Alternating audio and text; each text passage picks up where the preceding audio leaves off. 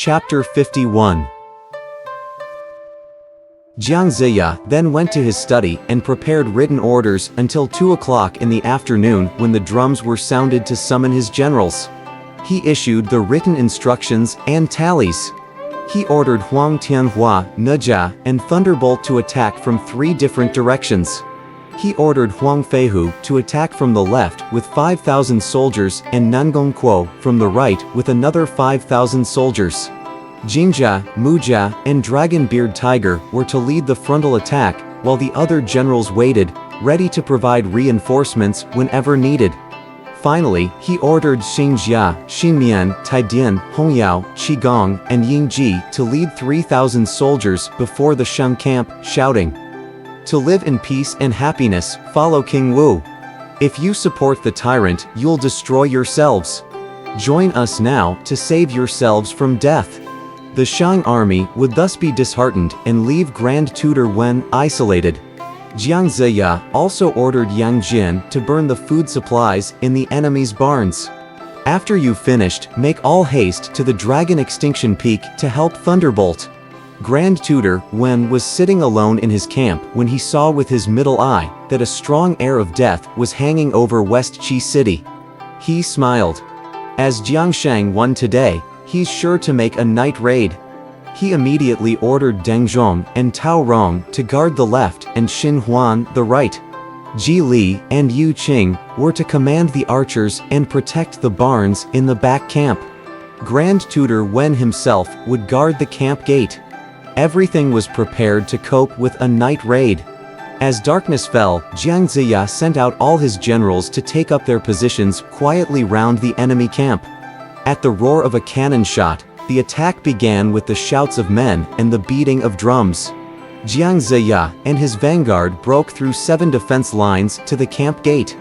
Hurriedly mounting his pure black unicorn, Grand Tutor Wen rushed forward brandishing his staves. "Jiang Shang, I must fight you to the end." With Jingjia on his left and Mujia on his right, Jiang Ziya met the assault with his sword. Dragon-Beard Tiger hurled stones and rocks like a plague of locusts, seriously wounding the soldiers of the Shang army.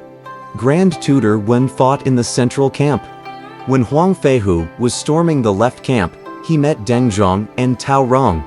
Though Huang Feihu and his sons had them completely surrounded, Deng and Tao resisted desperately. When Nangong Kuo approached the right camp, Xin Huan flew up into the air, shouting, "Don't run away, Nangong Kuo," and swooped down to attack him. He was met by several generals of West Qi, carrying torches and lanterns that lit up the battlefield as bright as day. Grand Tutor Wen was fighting valiantly when Jiang Ziya cast up his staff for beating gods.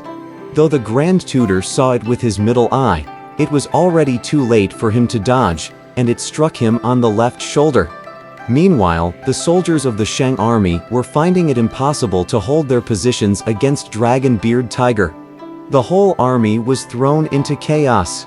Shouting war cries, the Zhou army surged forward and encircled their enemy. How could Grand Tutor Wen possibly resist them?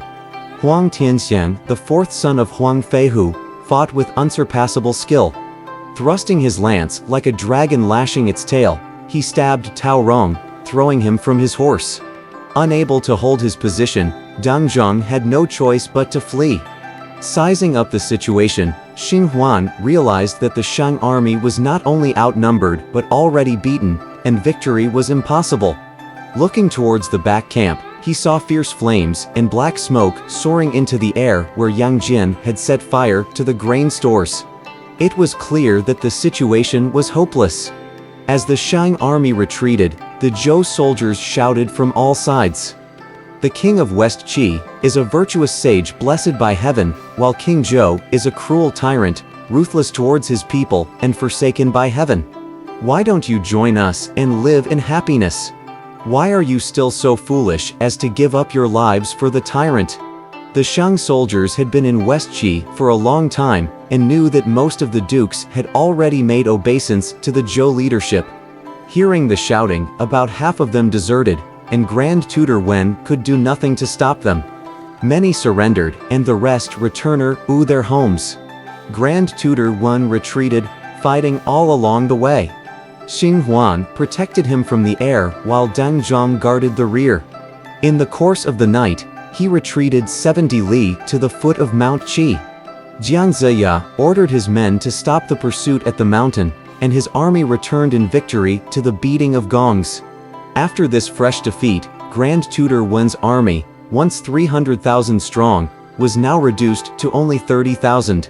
The Grand Tutor was particularly upset by the loss of General Tao Rong. "Grand Tutor, where should we go now?" Deng Zhong asked. "Where does this road lead to?" "To Good Dream Pass." Xing Huan answered. "Then we'll march to Good Dream Pass." Alas for Grand Tutor Wen. His soldiers had been massacred in large numbers. Immortals and generals had been killed. All his dignity and prestige had been lost. As they marched along, they all sighed at their pitiful plight.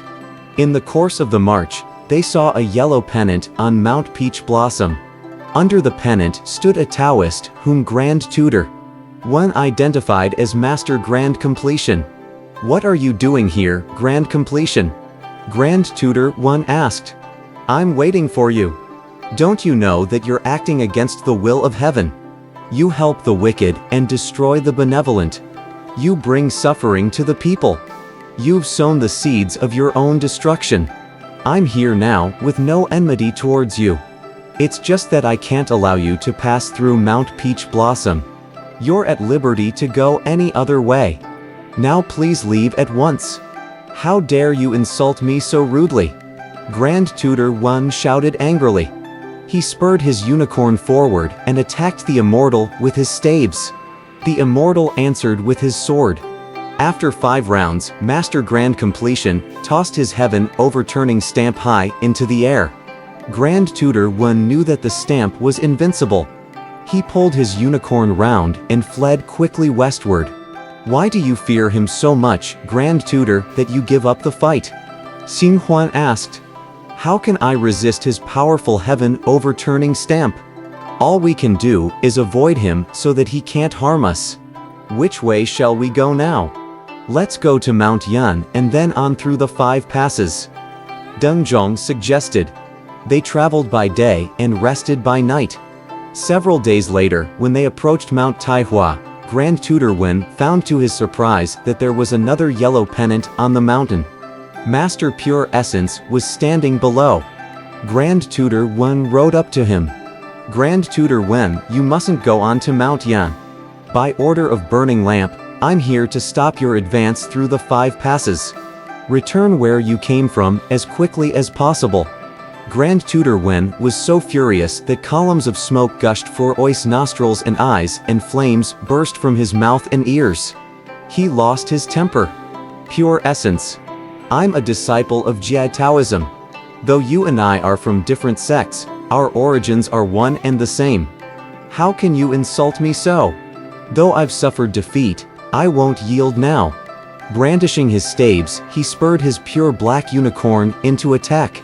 Master Pure Essence met him with his sword. After 6 rounds, Master Pure Essence took out his yin-yang mirror, ready to turn it against Grand Tutor Wen. What became of the Grand Tutor? If you want to know, please read the next chapter.